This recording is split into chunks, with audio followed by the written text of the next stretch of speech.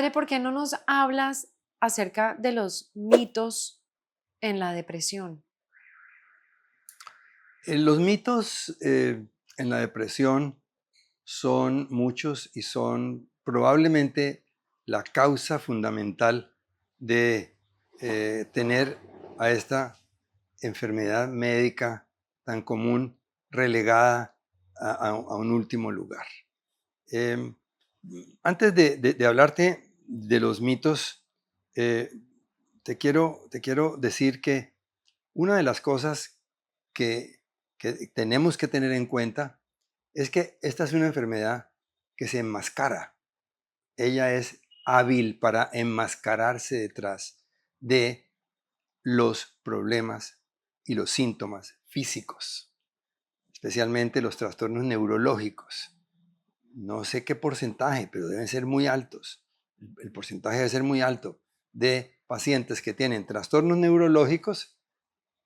Su boleta de entrada al médico, llegan donde el médico general, es referido a un neurólogo y simplemente es una cantidad de síntomas que están ocultando allá en el fondo un cuadro depresivo. Danos un ejemplo de una situación neurológica como la boleta de entrada a donde el médico. Dolor de cabeza, cefalea tensional, dolor de espalda. 3 síntomas que son lo más común que hay en consultas médicas a nivel mundial. Y el sistema gástrico Y el sistema, claro, el tracto digestivo. también. Entonces, entre esos 4 que acabamos de mencionar, están una gran cantidad de cuadros depresivos que están ocultos. Entonces llegan donde estos especialistas, entonces nadie mira la depresión, nadie voltea a mirar la Sí, depresión. yo creo que eso Eh, está cambiando una gotica. ojalá esté cambiando, espero que sí. ¿Por qué? Porque ha habido mucha más información, Sí. porque ya a los médicos les queda de para arriba negar eso si el paciente llega diciéndole, vea, ¿sabe qué? De acuerdo a una lista que yo tengo, mi papá está deprimido.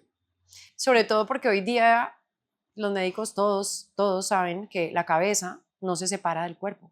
Exactamente. Está absolutamente amarrada a la cabeza con el organismo. Claro. Entonces, el médico que desconozca esto de entrada, pues yo creo que es mejor cambiar de médico. Sí, Entonces, pero mucha gente no lo sabe así precisar. no. Y por eso estamos hablando de esto, porque es un error muy común pasar por encima de la parte emocional y va directa a la gastritis directamente, porque la gastritis es urgente y duele, y eso hay que poner rápido un remedio, lo otro Sí, no. sí. Pero en eso no le podemos echar toda la culpa al No, sistema médico, porque no, es el mismo paciente es el que llega negando la cosa no, y diciendo, regio, no, estoy regio. Ujú. yo no tengo problemas, no tengo, lo que tengo es este dolor. Entonces, eso dirige Sí, todo el interés y toda la atención diagnóstica del médico a ese síntoma y claro. se sepulta entonces la enfermedad real. Bueno, para contestar tu pregunta, los mitos al respecto de la depresión, como te lo dije, son muchísimos. El primero de ellos es que esta no es una enfermedad. El otro mito es que esta, en el mejor de los casos, esto ni es una enfermedad y más bien lo que eso indica es locura. Igualan el tema depresivo con la locura, porque hay una tendencia a los prejuicios al respecto de los trastornos mentales de toda índole, en los que caen también la depresión. Entonces, si tienen una depresión, esto se acerca a una cosa muy grave que es mejor de la cual ni hablemos. No, ¿y cómo se coge? Sí, entonces, Nadie sabe. exactamente, porque hay ese desconocimiento. Ujú. Eh, eh, el, otro, el otro mito es que esta es una enfermedad de gente débil.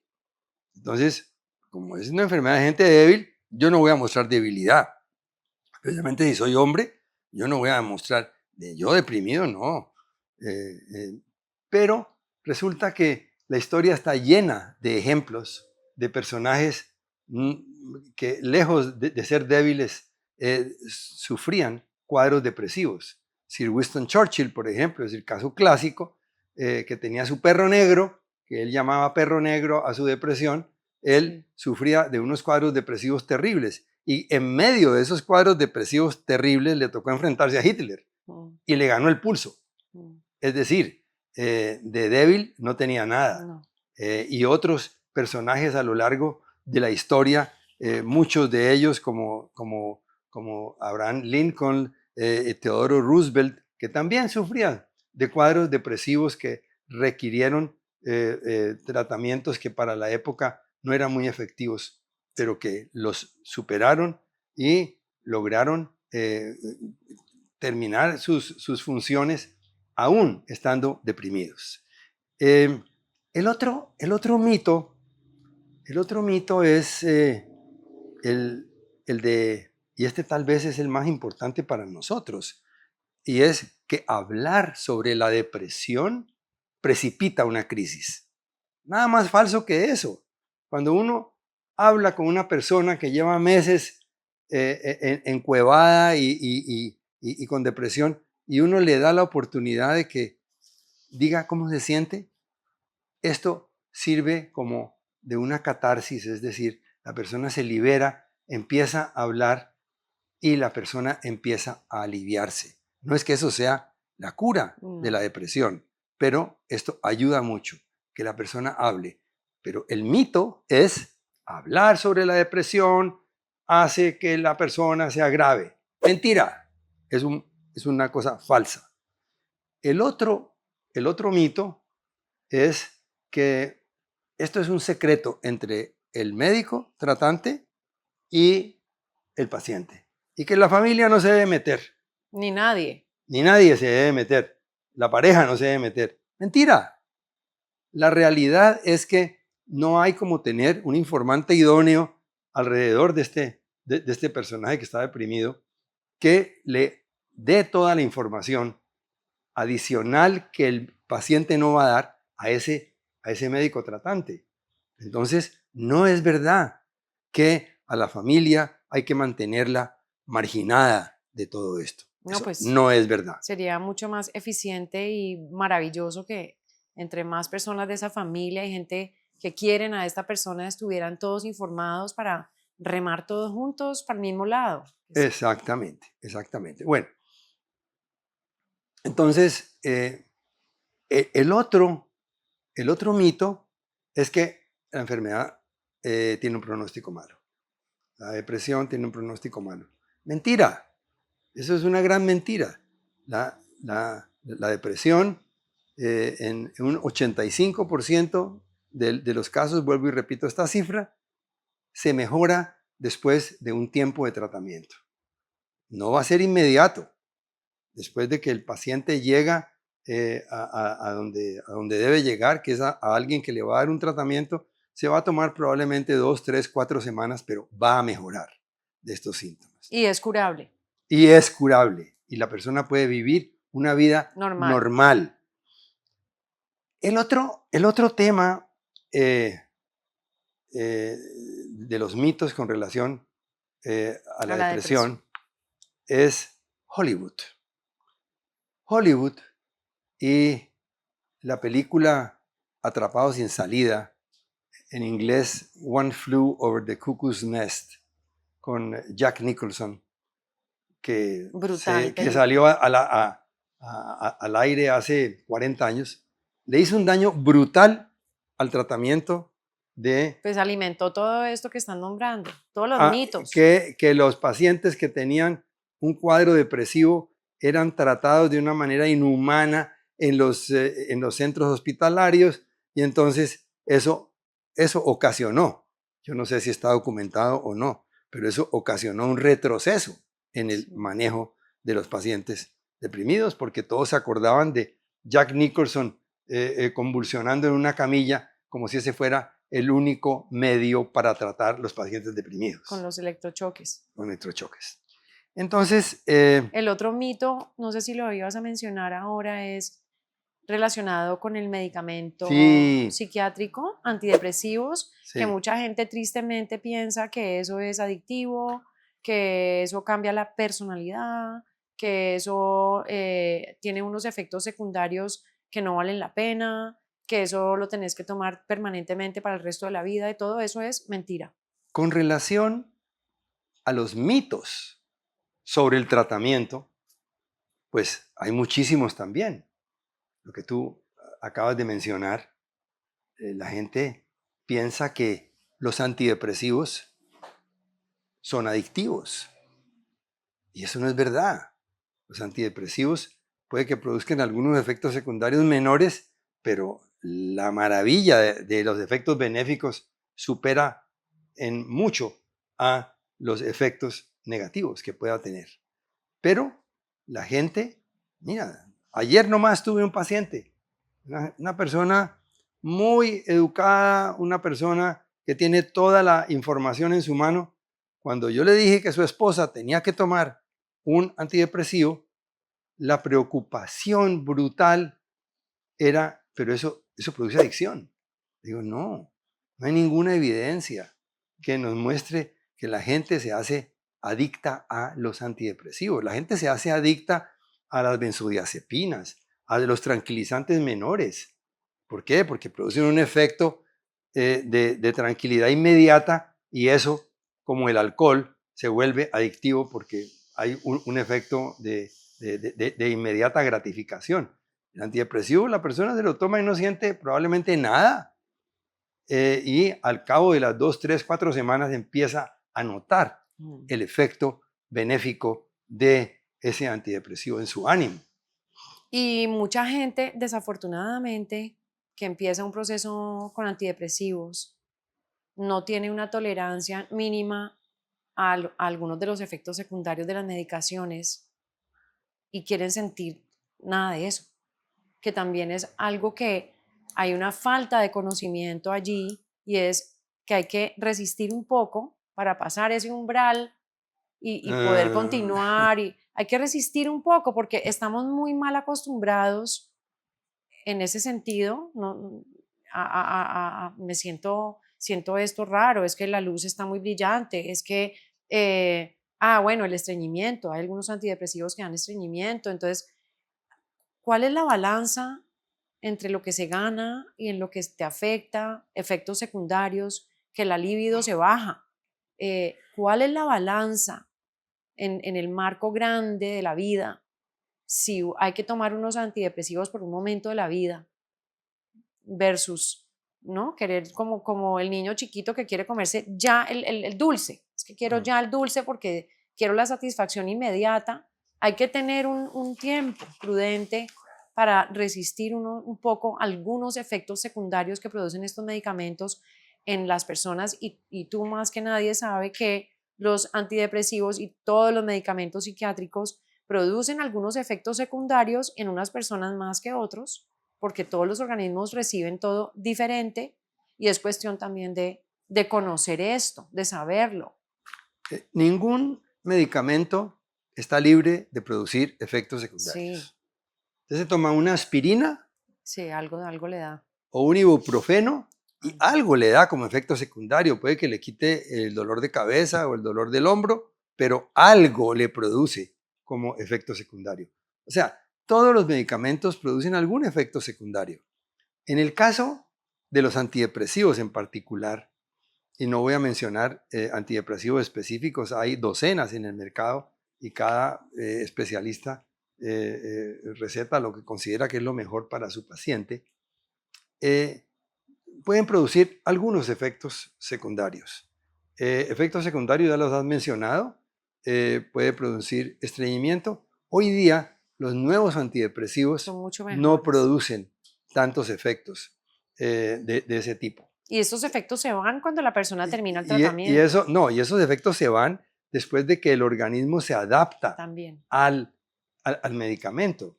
Después de unos días, de pronto un par de semanas, todos esos efectos secundarios se han disminuido y la persona no vuelve a tenerlos. Ahora, los efectos benéficos Sí. superan enormemente los pocos efectos secundarios que puedan tener. Si el paciente y su familia logra aceptar eso. Porque yo he tenido pacientes que dicen, no, yo no puedo con ese efecto secundario porque me bajó la libido. Estoy pensando en un caso particular. y es tratar de que esa persona entienda No, esa balanza con, con que no es relación, fácil. con relación a este efecto secundario que es pues, En algunos, ¿no? molesto en varios de los antidepresivos modernos. Hay antidepresivos que no producen afectación de la libido. Ujú. Entonces, uno tiene que tener en cuenta eso. Y hablar de eso, porque es que la gente no habla de eso. Claro, Les no, da pena. obviamente hablar de eso, pues lo hablamos porque el paciente nos lo contó, pues ponerlo encima de la Sí, mesa, hablarlo con su pareja. Eso es así, sí señora. hay que Entonces hablarlo. vamos a cambiarle el medicamento porque hay medicamentos que producen menos efecto en ciertas personas. Entonces nadie sabe con certeza cuál es el que más efecto le va a producir. En ese Pero organismo. hay medicamentos que tienen menos efecto negativo sobre la libido y menos efectos secundarios de otra naturaleza. Es cuestión de estudiar cada caso y legislar de acuerdo a cada caso. Hablando de los mitos en la depresión, no puedo dejar de pensar en que no necesariamente cuando una persona toca la puerta de un psiquiatra porque está deprimida y porque han podido identificar que está deprimida, necesariamente le van a formular un antidepresivo. Necesariamente no le van a dar un medicamento. Y hay una asociación equivocada entre el psiquiatra que siempre formula medicamentos psiquiátricos. Eso no es verdad. Hay gente muy profesional, muy seria, que si hay una depresión de esta que hablábamos anteriormente, que la depresión es un abanico de grises, si está por aquí, no necesariamente tiene que tratarse con antidepresivos, puede ser un tratamiento psicoterapéutico de un seguimiento y no necesariamente tiene que ser con medicación. Y eso también es un tema tabú que nos ha afectado muchísimo al llegar a tocar puerta de los psiquiatras y que los psiquiatras y los médicos tienen la responsabilidad de ser profesionales. Entonces, uno tiene que confiar en eso. Y si uno identifica que hay un psiquiatra o un médico que está formulando, por ejemplo, medicamentos adictivos en una persona joven, pues también hay que tener cuidado con eso, porque es muy improbable que un psiquiatra responsable mande un medicamento adictivo a una persona joven.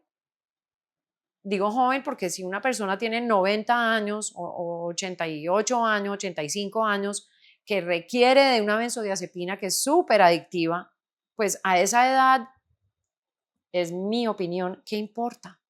Pero a los 30 años, a los 40, a los 50, a los 60, a los 70, uno ya con una benzodiazepina tratando de luchar una adicción, eso me parece terrible. Entonces, esas cosas no han ayudado a esta situación también del tabú.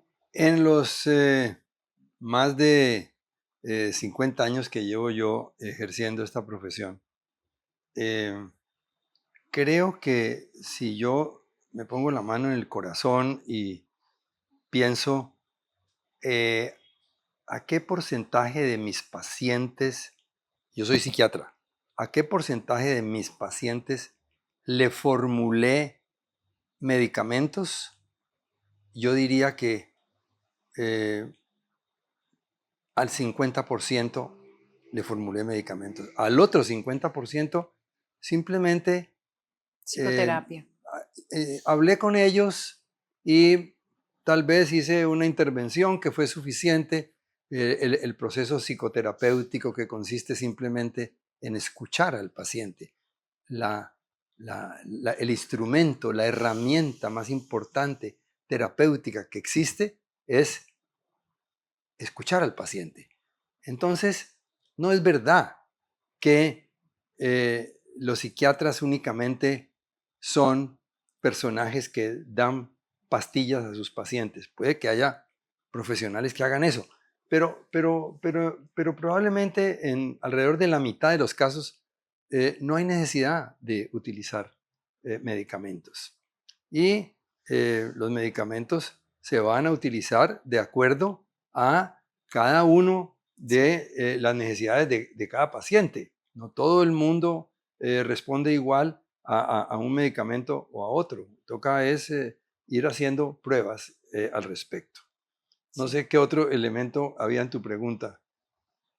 No, eso ha alimentado mucho la resistencia a hablar acerca de la depresión, a, a llegar a tocar puertas de profesionales. Sí, sí. Eso no ha ayudado mucho. Ok, entonces no todo el mundo necesita drogas. No, Y claro, hay drogas que son medicamentos. adictivas y esas drogas uno debe evitarlas Estamos hablando de los dentro medicamentos psiquiátricos. medicamentos psiquiátricos.